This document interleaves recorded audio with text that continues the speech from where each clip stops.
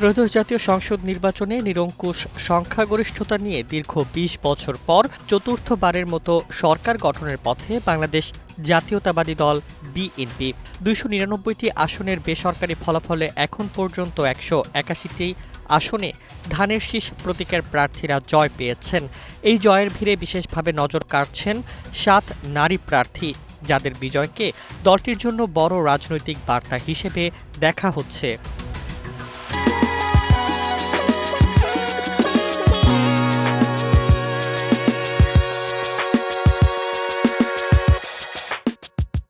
সবচেয়ে আলোচিত নাম রুমিন ফারহানা। বিএনপি থেকে বহিষ্কৃত হয়ে ব্রাহ্মণবাড়িয়া ২ আসনে স্বতন্ত্র প্রার্থী হিসেবে নির্বাচন করেন তিনি। ব্যারিস্টার ও সুপ্রিম কোর্টের আইনজীবী হিসেবে পরিচিত রুমিন টকশো ও সংসদীয় রাজনীতিতে দীর্ঘদিন সক্রিয়।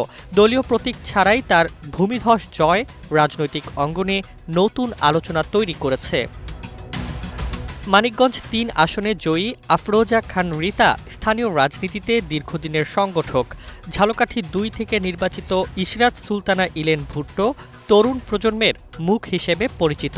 সিলেট ২ আসনের বিজয়ী তাহসিনা রুশদির লুনা দলের সাংগঠনিক কর্মকাণ্ডে সক্রিয় ভূমিকার জন্য আলোচিত। ফরিদপুর ২ থেকে জয়ী শামা ওবায়েদ বিএনপির আন্তর্জাতিক বিষয়ক নেত্রী হিসেবে পরিচিত। ফরিদপুর ৩ আসনে নায়াব ইউসুফ কামাল এবং নাটোর ১ আসনে ফারজানা শারমিন পুতুল নিজ নিজ এলাকায় শক্ত অবস্থান গড়ে বিজয় ছিনিয়ে এনেছেন। বিশ্লেষকদের মতে এই ৭ নারীর বিশাল ব্যবধানের জয় শুধু সংখ্যার সাফল্য নয়, এটি নারী নেতৃত্বের গ্রহণযোগ্যতা ও রাজনৈতিক অংশগ্রহণের নতুন বার্তা।